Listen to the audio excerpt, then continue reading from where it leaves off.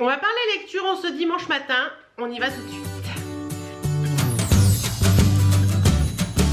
Coucou, j'espère que vous allez bien. On se retrouve dans cette vidéo lecture. Oui, alors ça fait peut-être 2 mois que je vous ai pas parlé de lecture, je ne sais plus bien exactement.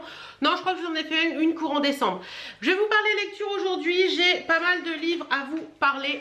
Voilà mes dernières lectures, mais avant toute chose, je vais vous parler d'autre chose concernant un livre également. J'ai reçu un mail début décembre d'Olivier qui me proposait de tester sa BD. Alors vous savez que la BD est très loin de mon univers lecture et je sais pas, en voyant un petit peu tout ça, j'ai eu envie de regarder, j'ai eu envie de voir un petit peu de quoi il ressortait, et en fait ils m'ont envoyé le livre, donc c'est ceci.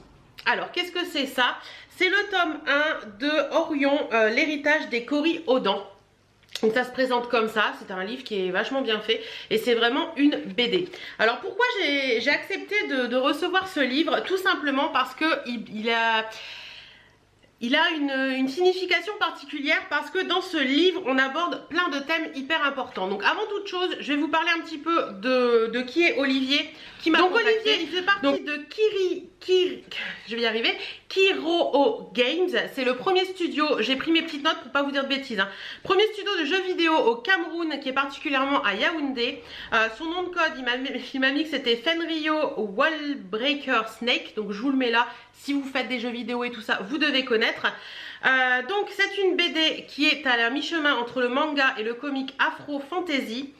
Voilà, donc au niveau de la BD, c'est une BD grand public qui est à mi-chemin, comme je vous disais, entre le manga et le comic américain afro-fantasy, qui aborde des thèmes forts. Et c'est vrai qu'en le lisant, je me suis dit ouais, c'est vrai que ça aborde des thèmes forts, mais de façon assez amusante.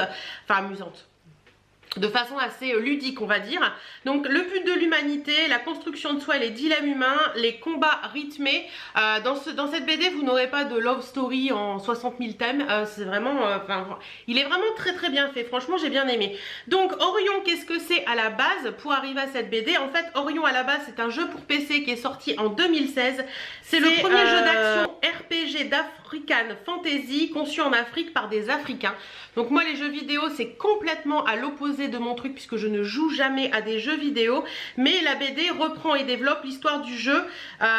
Donc il y a un potentiel de 200 chapitres. Là, dans le tome 1, vous avez 3 chapitres. Ce livre est dispo sur Amazon en tome, comme j'ai là, ou en partie. Donc ça, c'est le tome, et dedans vous avez 3 parties. Il est dispo en français, en anglais ou sur Kindle. Donc voilà, je pense que j'ai tout dit de mon petit truc là. Et donc oui, le tome 1 coûte 35,96 €. Vous avez 3 parties et les parties sont à 14,99 €. Voilà, je pense que j'ai fait mon télé-shopping. Alors, je vais vous parler un peu de ce livre. Donc je vous disais, c'est Orion, l'héritage des Cory-Audans. Donc ils mettent, tout le monde se demande un jour qui suis-je, quelle est ma place dans ce monde. Sur la planète Orioma, une énergie appelée l'Orion ne réagit qu'à ceux qui cherchent des réponses en les connectant à leurs ancêtres. Dans la cité de Zama, le roi et la reine Enzo et Erin Cory-Audan sont couronnés le jour de leur mariage. Mais ce jour heureux sera le début de leurs épreuves et leur voyage pour trouver le vrai sens de l'héritage des Cory-Audans. Franchement, j'ai bien aimé ce bouquin parce qu'il est vachement sympa. Je vais essayer de vous mettre quelques petites photos puisqu'on m'en a transmis pour vous montrer un petit peu l'univers de la BD.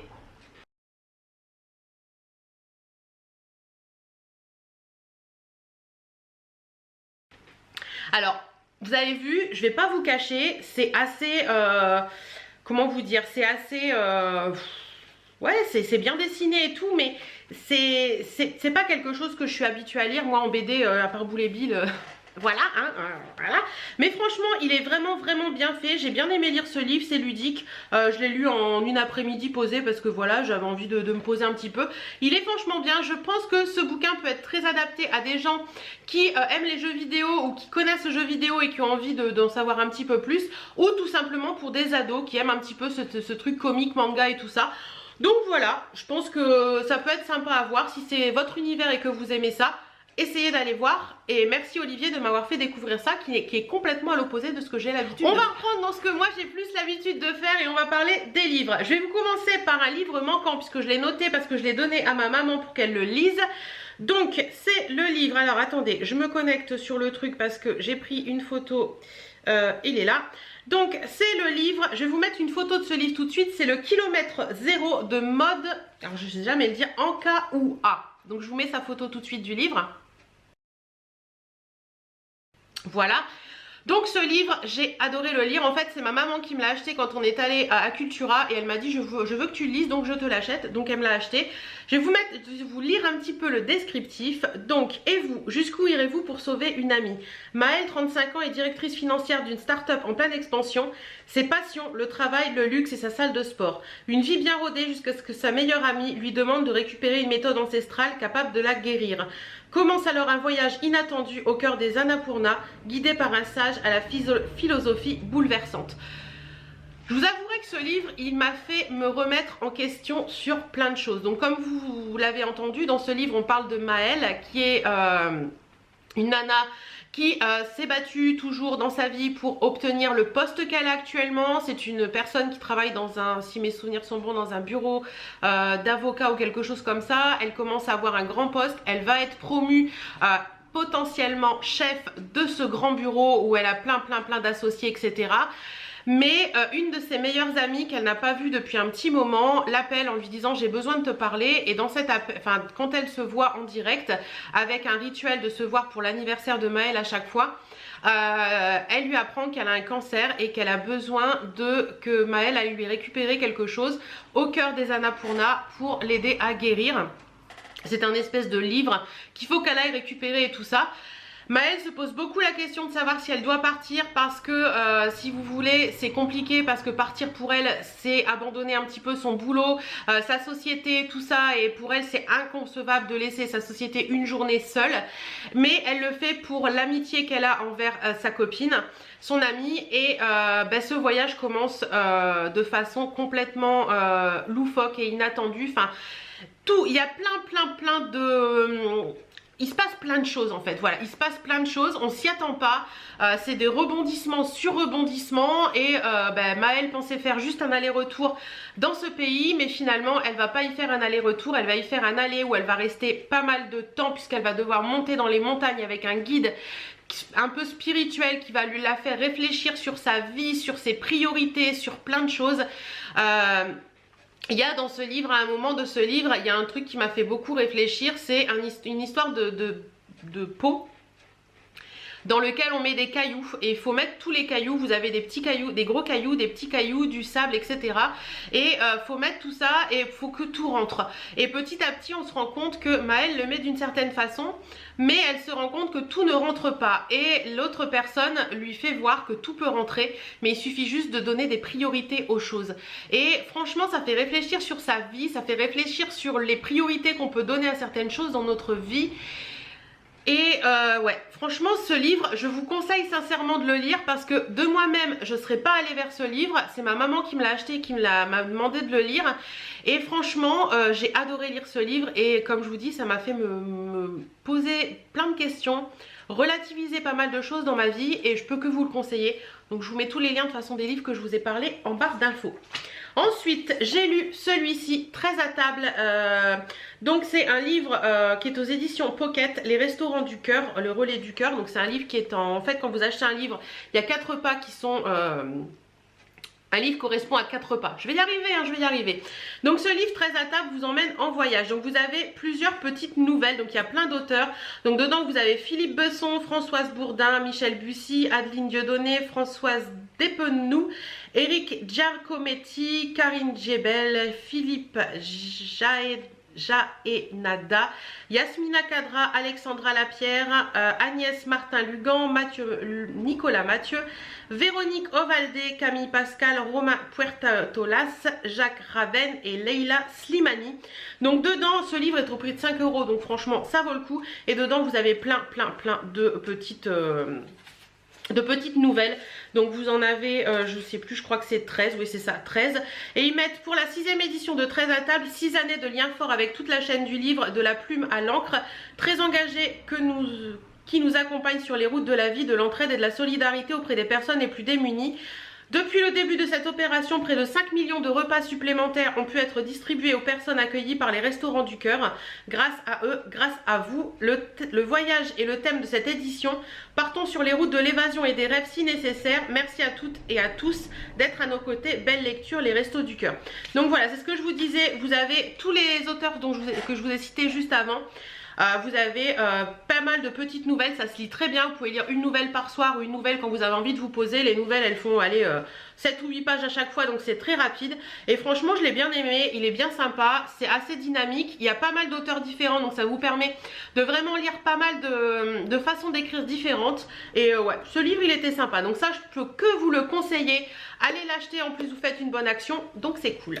Ensuite, celui-ci, Amour aller-retour, l'estime de soi et la clé de Marie-Ève Lamontagne. Donc Marie-Ève Lamontagne, c'est une écrivain québécoise.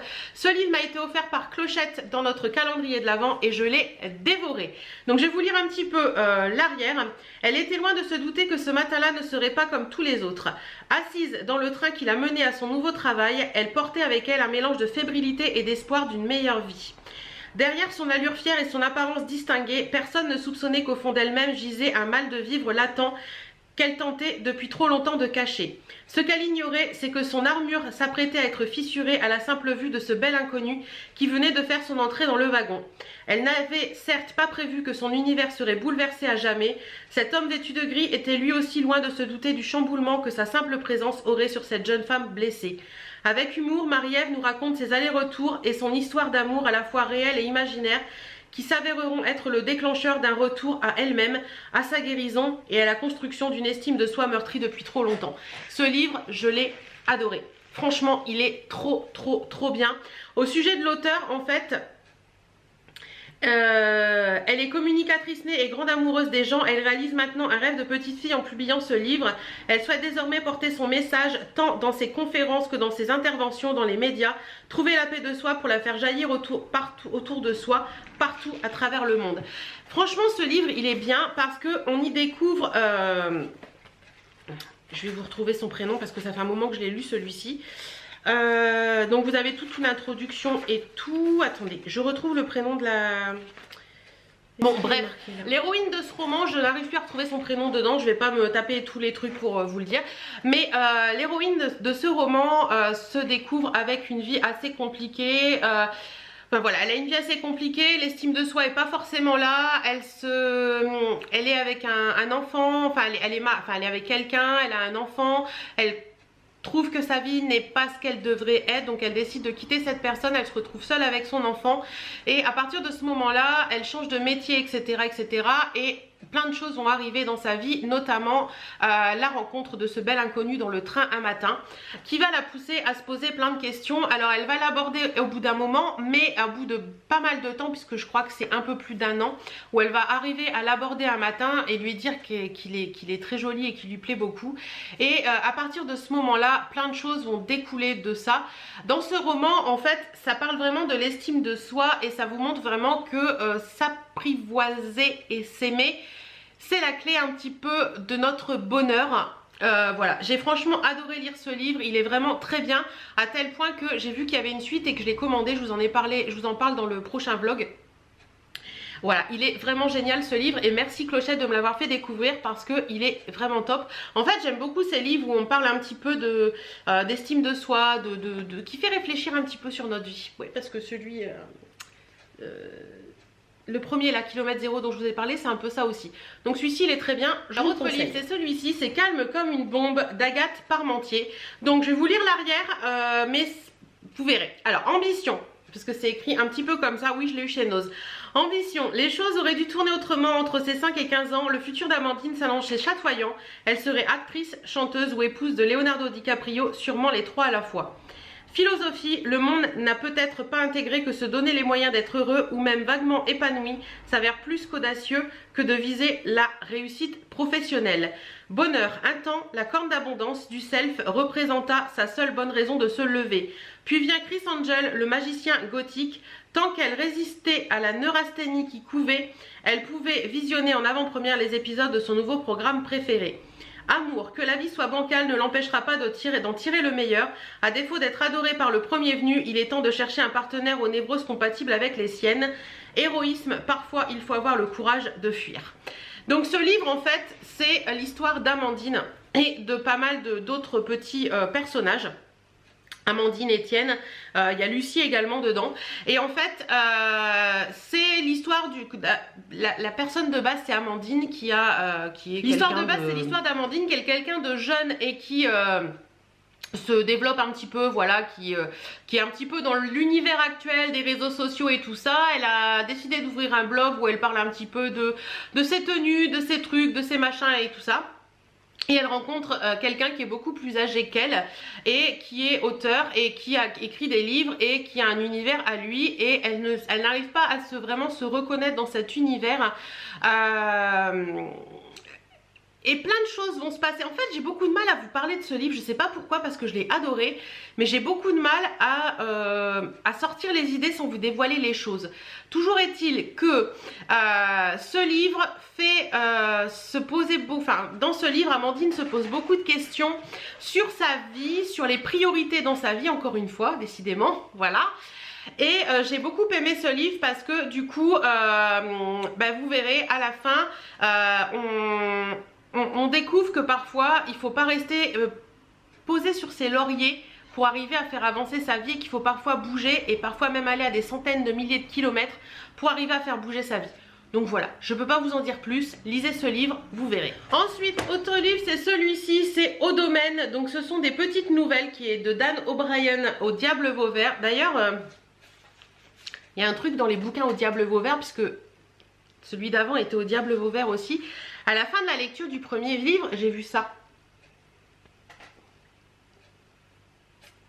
Bref, certaines auront vu ce que j'ai vu. Ça m'a un peu choquée. Bref, j'en dirai pas plus pour pas me faire striker mes vidéos. Hein. Donc, Au Domaine, qu'est-ce que c'est? Donc,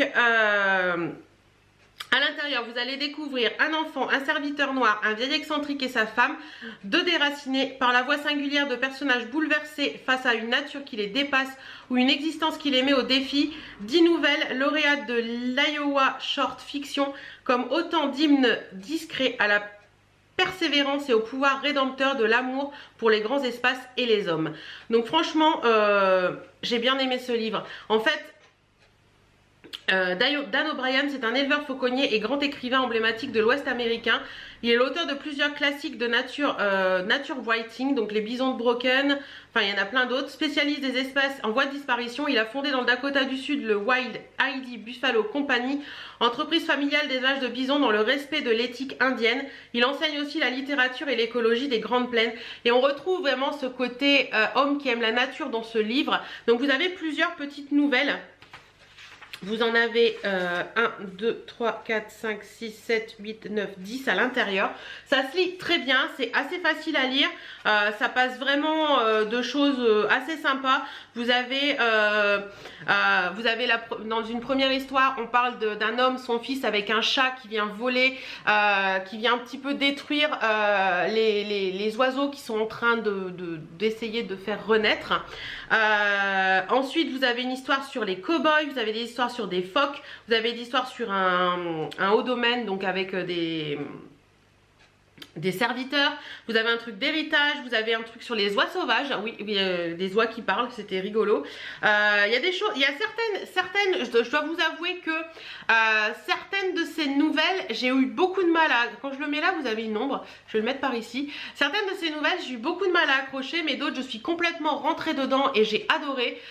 Donc voilà, ce livre, il était sympa à lire, facile à lire et tout, donc ça, ouais, je vous le recommande. Alors, autre livre, c'est celui-ci, c'est On s'est juste embrassé d'Isabelle Pandazopoulos. Alors pour celles qui suivent mes vidéos lecture, vous savez que je vous ai parlé, je crois que c'était dans la dernière vidéo lecture, du livre La décision d'Isabelle Pandazopoulos, qui parlait de déni de grossesse, que j'ai adoré, que je vous ai conseillé. Je vous remets la vidéo dans le petit si vous voulez aller voir. Et là j'ai vu qu'elle en avait fait un autre, enfin, elle en a plusieurs d'ailleurs, et celui-ci je me suis dit qu'il fallait que je le lise parce qu'il avait l'air sympa aussi.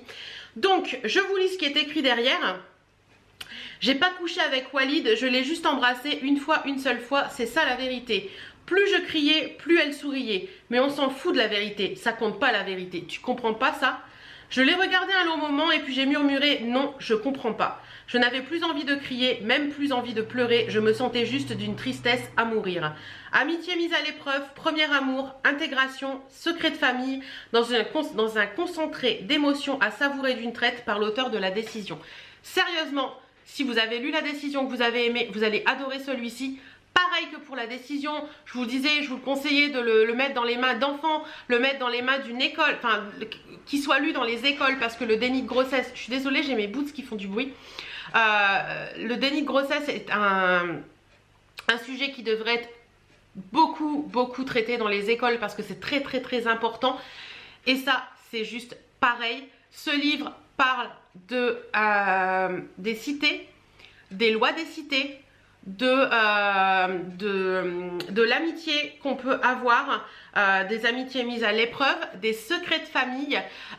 Donc dans ce livre, on suit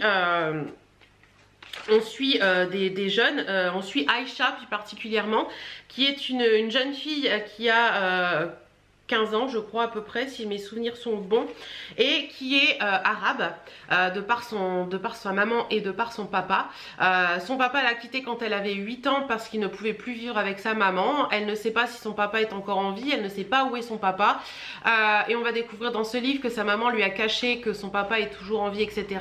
Mais ce livre parle d'autre chose, il parle pas que des secrets de famille, voilà, il parle aussi des lois de la cité, c'est-à-dire que malheureusement dans un monde actuel, dans les ados, si un gars bien placé dans une cité dit que qu'il t'a eu, tout le monde le croit et la personne est traitée comme une pute. C'est un truc qui m'énerve, voilà, parce que malheureusement on croit beaucoup plus les personnes qui sont un petit peu haut placées dans ce style de cité plutôt que les autres personnes, et la place de la femme est bien souvent placée un petit peu basse.